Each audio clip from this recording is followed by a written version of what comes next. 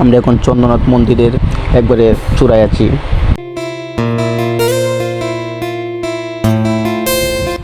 এখান থেকে ইন্ডিয়া দেখা যায়। ইন্ডিয়ার গ্রামগুলোকে অনেক ছোটো ছোটো বাসে।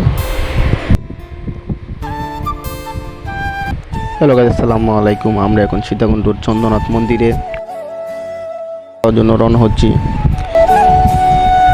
এটা হচ্ছে মন্দিরে ওঠার জন্য সিঁড়ি। এটা দিয়ে মূলত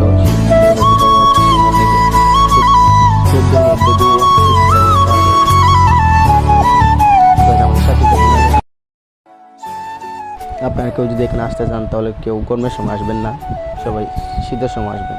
গরমের সময় প্রচুর রোদ থাকে, রোদের সময়, কারণ গরমের সময় পাহাড় উঠতে অনেক কষ্ট হয়, তাই আপনারা মূলত শীতের সময় আসবেন।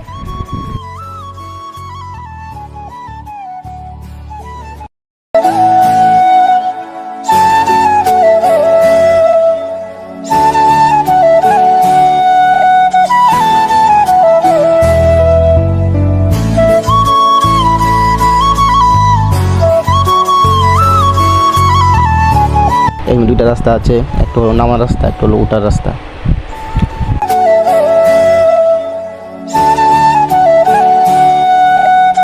আমার এক বড় ভাই একটু উঠেই হাঁপিয়ে গেছেন, তাই উনি একটু বিশ্রাম নিচ্ছেন। তো গাইস, আপনারা তো দেখে বুঝতেই পাচ্ছেন প্রচণ্ড রোদ। রোদের মধ্যে আমি ব্লগটা করছি, প্রচণ্ড রোদ।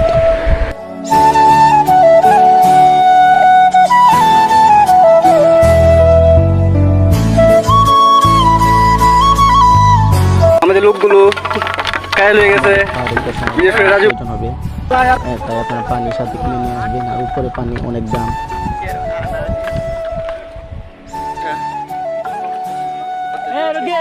এখানে কত বড় পাহাড়, কত কষ্ট করে উঠতে হয়, প্রচণ্ড রোদ। এই রোদের মধ্যে দিয়ে আমরা উঠছি। এখানে ওঠার সময় আপনারা মূলত সাবধানে উঠবেন, কারণ রাস্তাগুলো অনেক ভয়ঙ্কর। আর দেখতেই তো পাচ্ছেন কত মানুষ।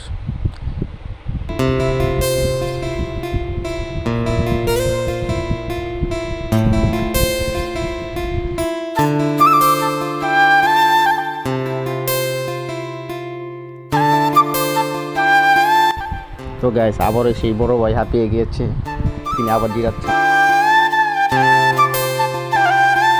আপনারা যদি এখান থেকে পড়ে যান তাহলে বাঁচার কোনো আশাই নেই, এত উঁচু পাহাড়, মানুষ আর মানুষ। এখান থেকে ইন্ডিয়া দেখা যায়।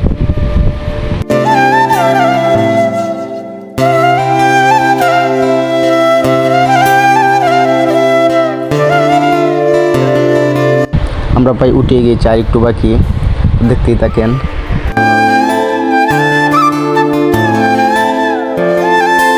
তো এত কষ্টের পর আমরা উঠে গিয়েছি পাহাড়ে উঁচুতে। এখানে হচ্ছে চন্দ্রনাথ মন্দির। এটা দেখার জন্য অনেক জায়গা থেকে মানুষ দেখতে আসে। তো আপনারা দেখেন।